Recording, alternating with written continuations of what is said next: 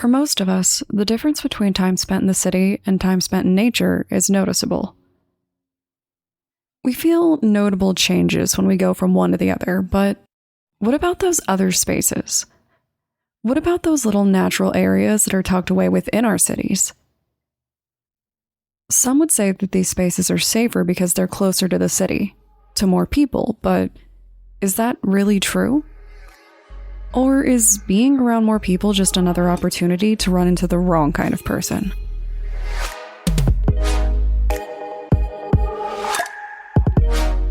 My name is Brienne, and I'm the host and creator of Among the Dirt and Trees, a show where we explore true crime cases that occur out in nature. In today's episode, we're going to discuss a series of murders that happened in a jungle, or the jungle, rather. Seattle's jungle, an open area in Greenbelt that stretches below Interstate 5 and just so happens to be the perfect place to hide a body, at least back in the 90s.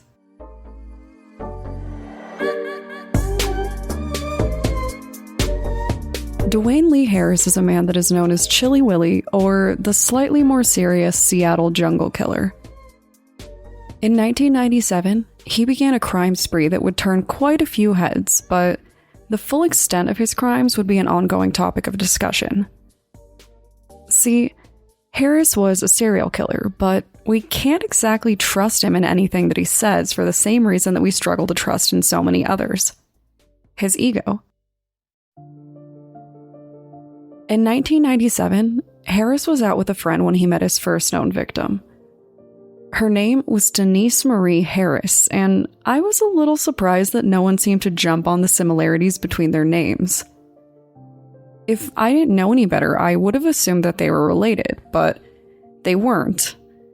I did, however, almost find myself wondering if her name resonated with DeWayne Lee Harris in some way, given his eventual self-obsession.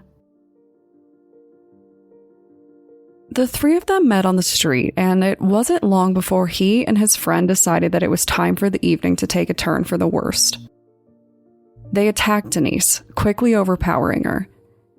They used a belt to strangle her, stripped her, and tied her up using shoelaces, a fact which would give Harris his third nickname, the Seattle Shoelace Slasher. Once they were completely certain that she was dead, they made their way through the jungle and stashed away her body until she was found.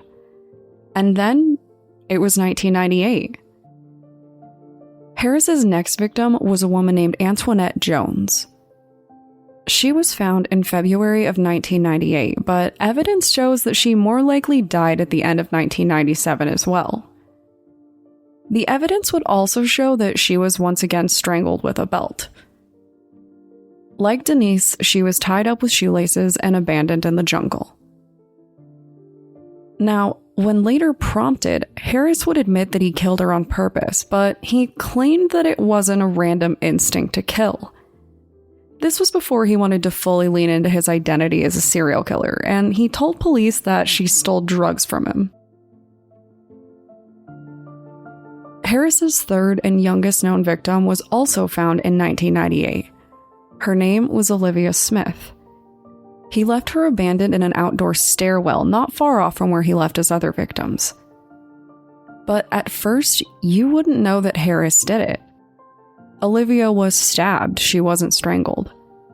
In fact, she was stabbed in multiple places and had several slash marks going across her neck, almost as if Harris was trying something new.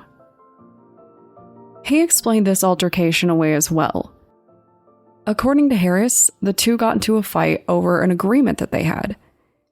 He said that they were exchanging drugs for sex, and this was a fairly common theme.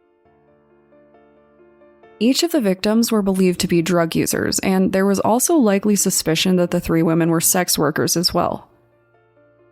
We've talked about the increased risk of violence that sex workers face, and this is just another fine example. Harris killed these women very close together, and it seems obvious that he believed that they were pretty easy prey. With so many bodies showing up, police were looking for a killer, but they still weren't entirely sure that everything was related.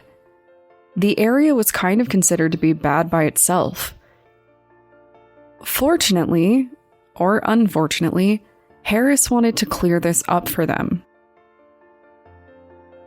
After the 3 women were found, a detective received an interesting phone call. The person on the phone claimed to know about the murders. A month later, he would go on to fully confess to these crimes. When asked why he did it, he told police that it was his favorite hobby. See, according to Harris, killing the women was a thrill, and it didn't sound like he had any intention of stopping anytime soon. It always sounds so weird to hear these things, in my opinion. You would think that if you were a killer, you wouldn't want anyone to know about it, right? But serial killers are often victims of their own egos. Harris was admittedly happy to gush about his twisted new pastime, but then his story changed. He must have felt the potential repercussions coming because he claimed that he only killed Olivia and that it was just because they got in a fight and he snapped. This would change again, though. Once it became clear that there was no way out and he was charged for his crimes, Harris seemed to really lean into a more devilish persona, like he wanted to be a serial killer.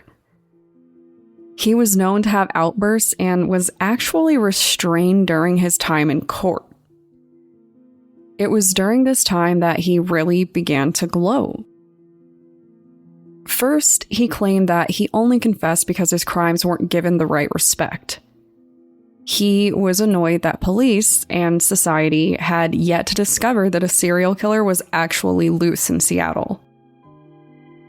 Feeling rejected, he decided to confess so that they would know what he was capable of. And this is where everything gets even more deranged. In a later interview, Harris began to brag again.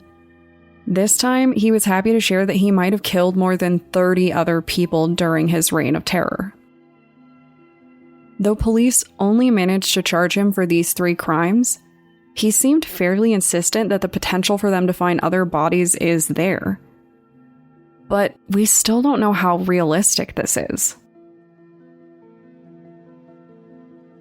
While it is certainly possible that he killed other people before he was caught, we don't know if it's true or if he's just talking. If he is just trying to sow more uncertainty and fear, because it's obvious that he likes that. It seems to be a pretty big focus for him. In the same way that he wanted Seattle to know that a serial killer was hunting, his guilty sentence came with another attempt for him to create fear. After being sentenced to 94 years in prison, Harris laughed in the courtroom. And then he reminded the court that there are more serial killers out there just like him. It's strange to think that a killer might not be charged for all of their crimes, and stranger to realize that this is actually surprisingly common. Harris might have had 3 victims, or he might have had 10 times that. The good news is that he's locked away, and he will die in prison for his crimes. But Seattle's jungle remains a place to look out for. Estimates determined that the area, which is filled with tents, was home to over 400 homeless people back in 2016. Following acts of violence, police scrutiny, and the impacts brought on by the pandemic, the population has changed, but the risks in the area stay the same. Murders, assaults, and burglaries remain a prominent concern in the jungle, even with local groups working to help the people staying there. Unfortunately, there is just a lot of suffering in this space, and it doesn't seem like anyone has the answers. So, if you want to discuss Seattle, urban jungles, or your favorite local greenbelt, contact me on Twitter or Instagram using the tag @DatPod. Thanks, guys.